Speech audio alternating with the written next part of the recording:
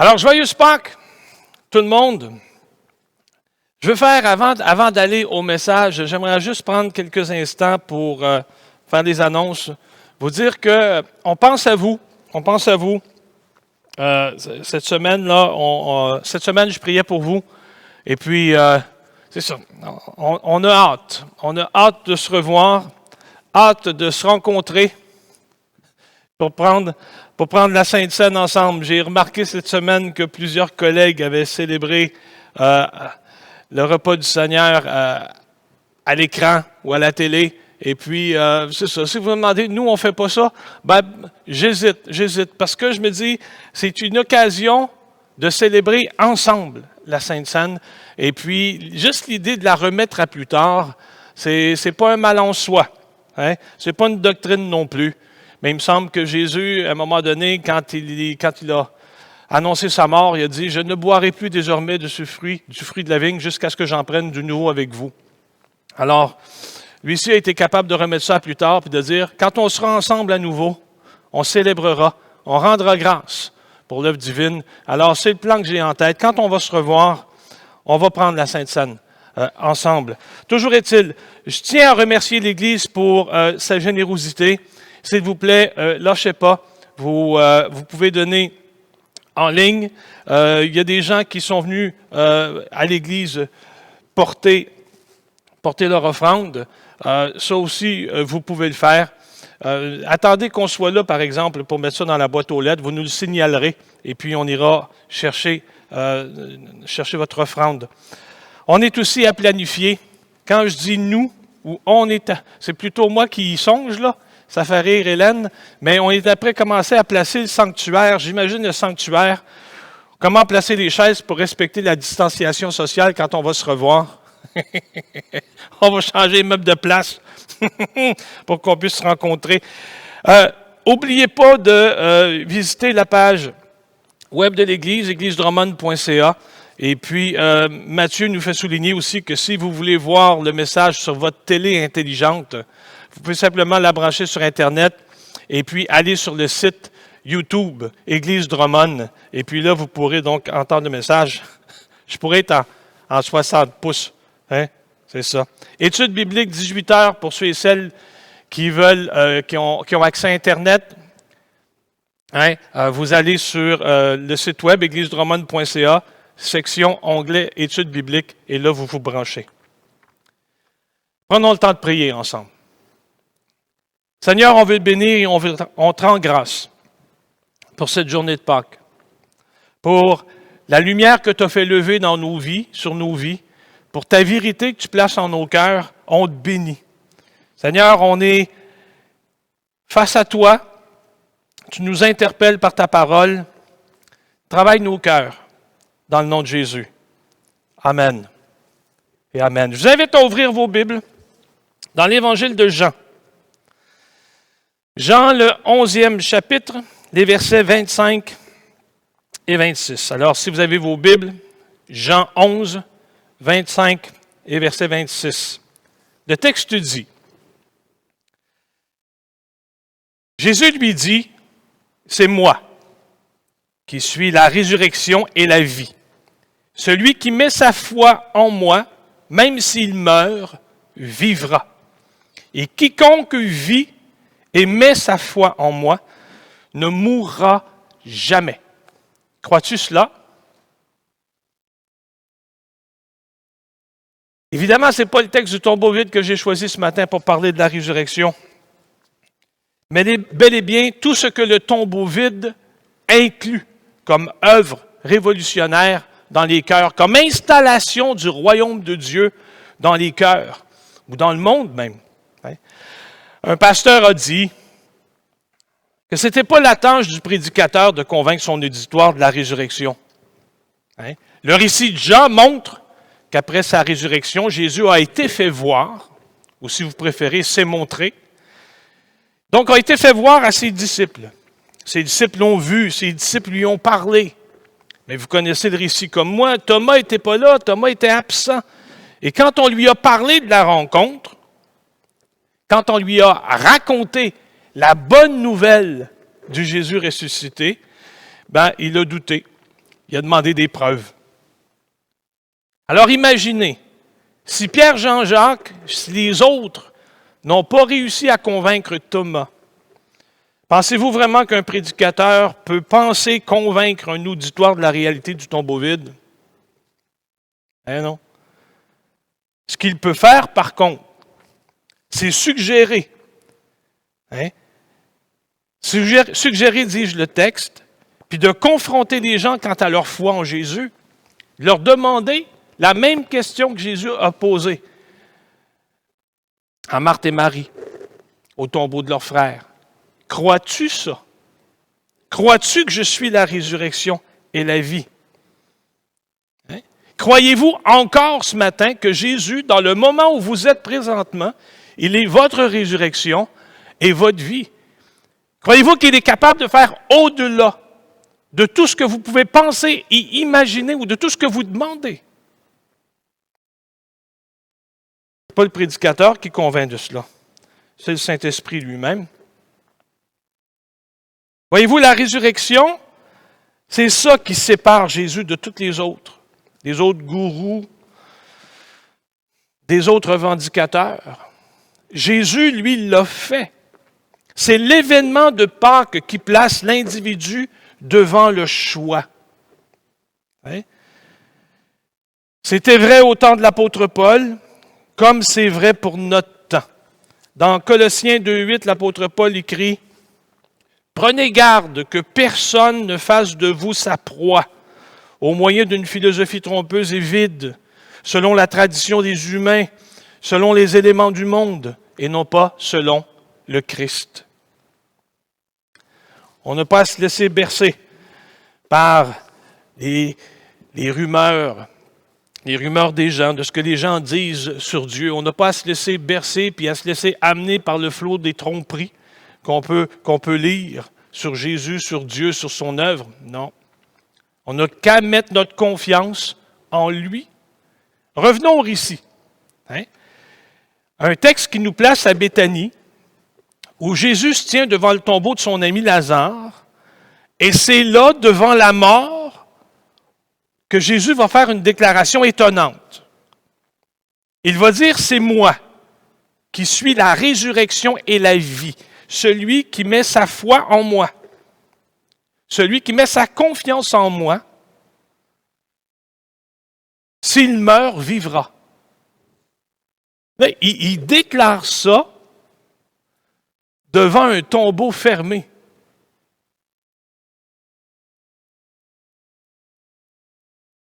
Crois-tu cela? Ça ne peut pas être plus évident, là. Puis probablement qu'ils n'ont pas été capables de faire ce qu'on appelle un poker face. Jésus a bien vu leur incrédulité. Jésus a bel et bien vu leur cœur voulant croire, mais là, c'est comme, il y a une évidence, là. 1 plus 1, ça fait 2. Jésus va leur dire, ouvrez le tombeau. Puis là, ils vont même lui dire, non, regarde, c'est super chouette ce que tu déclares, là. Mais il sent déjà, là, t'es trop tard. Il est capable de faire au-delà de ce que vous pensez et de ce que vous imaginez. Il ordonnera, Lazare sort. Et Lazare est sorti. Alors, quand Jésus a posé la question, il les avait bien en face, là, il les regardait dans les yeux. Et ce matin, par sa présence, Dieu répète encore une fois cette question-là en regardant dans nos cœurs. Là, on est rendu dans notre pèlerinage, dans notre vie chrétienne, dans la situation de confinement dans laquelle on nous a placés. Là, vous allez dire, oui, mais le confinement, là, c'est pas une terre en bout de bout, là, c'est comme on va passer au travers. Non. Parce qu'il y en a pour qui c'est difficile. On pense au personnel de la santé. Vous entendez comme moi à la radio les gens qui ont peur. Ils ont peur à leur vie. C'est juste un virus, mais ils ont peur à leur vie. Il y a des gens qui, encabanés, ont perdu leur emploi. Puis qui attendent leur maigre pécule pour être capables de finir le mois. Il y a des gens dont l'advenir ou le demain angoisse. Il y a des gens qui étaient déjà au chômage, qui étaient déjà au bout de la corde, puis qui se disent, bon, encore une fois, un autre tuile qui vient de tomber sur la tête. Ce matin, Jésus regarde ton cœur de croyant qui est dans la tourmente, puis il te dit, est-ce que tu crois que je suis ta résurrection, ta vie, pour maintenant et pour jusqu'à plus tard? Tu n'es même pas capable d'imaginer jusqu'où ça peut aller. Dieu dit, mais jusque-là, moi, je serai là avec toi. La question ce matin, elle est personnelle. Est-ce que toi, tu crois cela? Elle est posée ce matin. Quand vous avez accepté Jésus-Christ comme sauveur personnel, c'était la seule question qui comptait. Hein? C'était pas ce que tes amis pensaient, c'était pas ce que tes parents pensaient, mais c'était ce que toi, tu pensais face à ce que tu venais d'entendre. Là. Quand tu as pris ta décision pour Jésus, personne n'a pensé à ta place. Personne d'autre que toi savait ce qui se passait dans ton cœur. Alors aujourd'hui, en ce matin de Pâques, devant la mort de Jésus, devant sa résurrection, entends Dieu déclarer qu'il est toujours la résurrection et la vie. Et que celui ou celle qui met sa foi en lui ne mourra jamais. Peut-être me direz-vous, j'ai déjà répondu à cette question-là, moi. Ça fait 30 ans que je suis chrétien. Ça fait 20 ans, ça fait 5 ans que je suis chrétien. Il faut passer à d'autres choses à un moment donné. Là, j'ai changé. Oui, mais ce qui a changé ta vie à l'époque, est-ce que tu y réponds encore favorablement? Est-ce que la réalité de la résurrection, la vie que Dieu t'offre en Jésus, continue de t'émerveiller? Est-ce que Dieu est toujours, encore aujourd'hui, ton abri sûr dans la détresse? Tout ce que j'essaye de dire ce matin,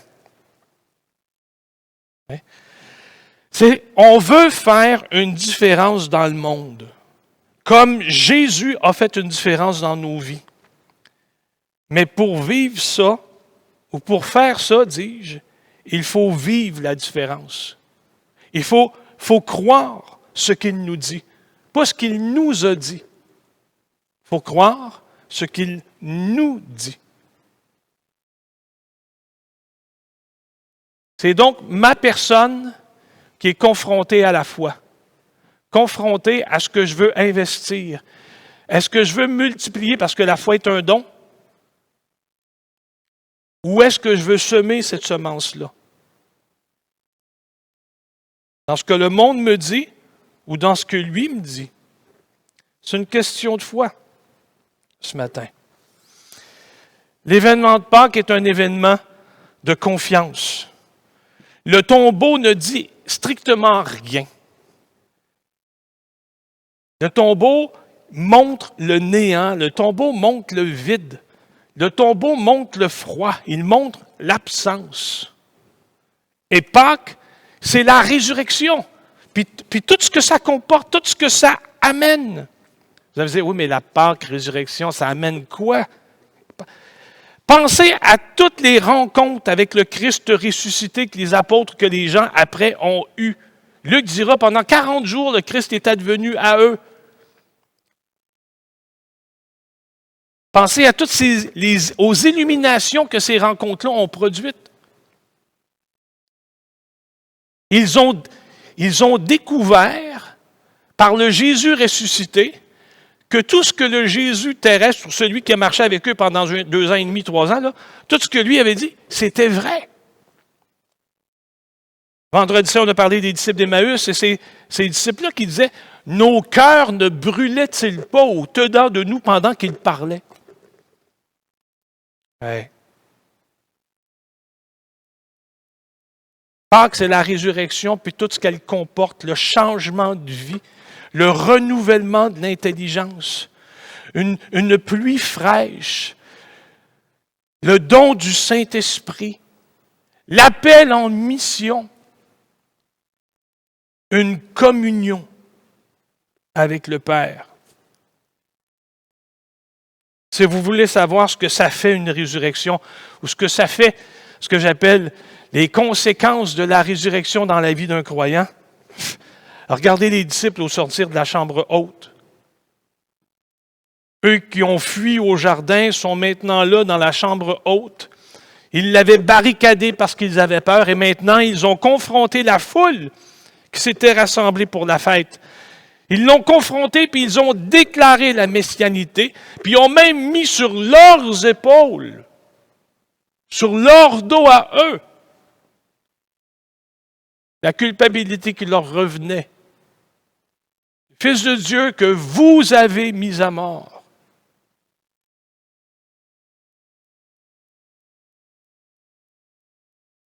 Ils l'ont déclaré vivant. Ils l'ont déclaré puissant. Ils l'ont déclaré sauveur. Regardez ces hommes-là qui n'étaient rien et qui, à cause d'une rencontre avec le ressuscité, ont bouleversé le monde. L'apôtre Paul qui ne savait où donner de la tête, qui défendait la loi et la tradition des pères. Bouleversé par une rencontre, transformer le monde par son message. Regardez les pionniers de la foi qui, au Québec, ont fondé l'Église, qui ont confronté toutes les institutions, autant protestantes que catholiques, pour revenir au fondement d'une foi d'Évangile, d'un Jésus vivant, d'un Jésus puissant, d'un Jésus qui construisait des ponts, pas qui faisait des murs. Ils ont bouleversé le monde pour y apporter la transformation voulue par Dieu. Tout ça pour dire que Pâques, c'est une question de foi. Une foi en Dieu, une foi dans son œuvre, une œuvre qu'il a accomplie, faite en Jésus-Christ, son Fils. Une œuvre qui perdure par le don de l'Esprit Saint. Tu peux connaître la Bible intellectuellement. J'en sais une chose, c'est ça, c'est mon job. Tu peux connaître la Bible intellectuellement, faire des recherches historiques, faire de l'anthropologie, faire de la sociologie, tu peux faire de l'archéologie. Tu peux essayer, tu peux prendre la Bible puis essayer de voir à travers le temps pour voir ce qui se passait, comment ils vivaient, de quoi ils mangeaient, comment eux ont reçu ça dans leur quotidien. Tu peux traverser le temps. Mais tu peux aussi, en ouvrant ta Bible, laisser Dieu traverser ton temps. Advenir dans ta vie. Transpercer les idées noires de ton cœur pour y mettre la lumière. C'est ce que Jésus veut. Il veut une réponse de foi ce matin. Est-ce que tu crois cela? L'apôtre Paul, dans l'Épître aux Romains, 1er chapitre, et à partir du 1er verset, on y lit « Paul, esclave de Jésus-Christ, apôtre par appel, mis à part pour la bonne nouvelle de Dieu. Cette bonne nouvelle, Dieu l'avait promise par ses prophètes dans les Écritures saintes. Elle concerne son Fils, issu de la descendance de David selon la chair, institué Fils de Dieu avec puissance, selon l'Esprit de sainteté, du fait de sa résurrection d'entre les morts, Jésus-Christ, notre Seigneur. » La résurrection, c'est le sceau. C'est Dieu qui dit, celui-ci, comme au baptême, celui-ci est mon Fils bien-aimé en qui j'ai mis toute mon affection. Celui qu'on attendait. Il est le seul moyen de salut. La question ce matin, c'est une question personnelle, c'est une question de foi, mais c'est une question précise. Parce qu'elle concerne sa divinité. La foi doit reposer sur quelque chose de solide. Et Jésus a dit, c'est moi qui suis la résurrection et la vie.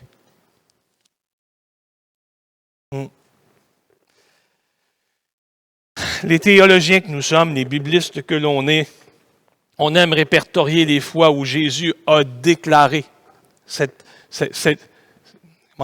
appropriation ou la déclaration de ce qu'il était. Là, hein? Je suis. Je suis. Hein? Dans l'Évangile de Jean, on le retrouve à maintes reprises, là, ce fameux « c'est moi, je suis ». Jésus a déclaré « je suis le pain de vie ». Je suis la lumière du monde. Je suis la porte. Je suis le bon berger. Je suis le chemin, la vérité et la vie. Je suis le vrai cep ou la vraie vigne. Dieu s'était révélé à Moïse en disant « Je suis celui qui suis ». Puis, dans les récits de l'Ancien Testament, on va avoir, à partir de cette révélation-là de Dieu, on va avoir décrit Dieu par les gestes qu'il a posés envers Israël. On l'a dit, l'Éternel guérisseur, l'Éternel le Dieu fidèle, l'Éternel des armées, l'Éternel le pourvoyeur, le Père. Puis ici, dans le Nouveau Testament, au lieu de rappeler Dieu comme celui qui se manifeste comme le veilleur du peuple durant son pèlerinage, ici, dans le Nouveau Testament, on va agrandir, si vous voulez, son ministère ou la connaissance qu'on a de lui. C'est-à-dire, Dieu va se manifester bien au-delà de notre héritage terrestre. Sa bonté et sa fidélité durent à toujours. Et c'est ce que Jean veut faire souligner, ou veut souligner en disant « Je suis le pain de vie, je suis lumière du monde, je suis la porte, le bon berger, le chemin, la vérité et la vie, et nul ne vient au Père que par moi. » Sa bonté, sa fidélité durent à toujours.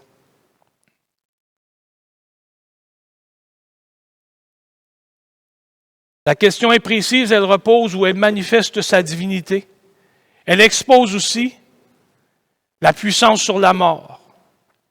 Celui qui met sa foi en moi ne mourra jamais. Crois-tu cela?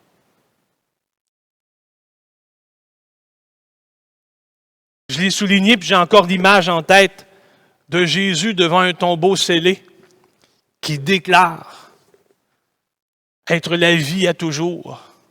Et non seulement déclare-t-il être la vie à toujours, mais il dit que, puisque Lazare, qui est dans la tombe, a mis sa confiance et son amour en lui, Lazare vit, quoique mort.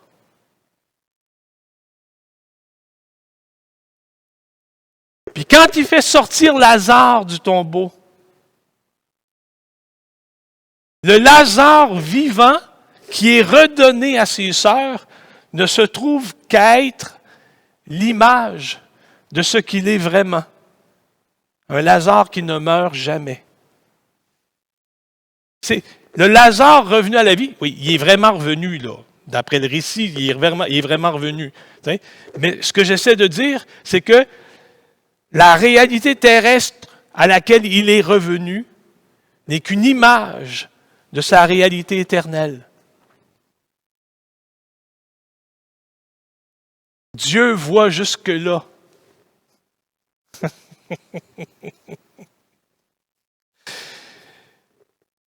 Sa divinité, sa puissance sur la mort. C'est une question précise sur ta destinée.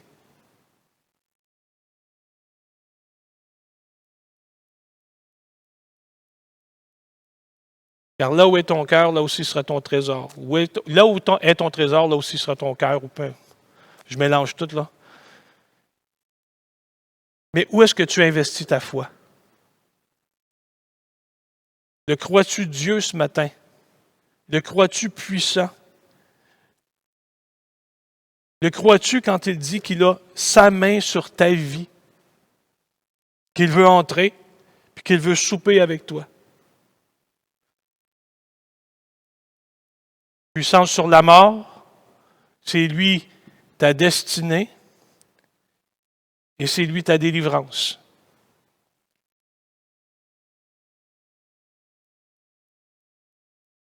C'est pas pour rien que les foules accouraient pour l'entendre parler. Pas pour rien que les foules s'assemblaient. Des fois, même le maître était étonné de les voir attrouper comme ça. Des fois, il était déçu. Quand il leur dit, est-ce que vous venez que pour vous faire guérir? Est-ce que vous pouvez imaginer la vie avec un peu plus que juste une guérison, que juste une délivrance? Êtes-vous capable d'ajouter à cette délivrance-là une destinée, un appel, une vie?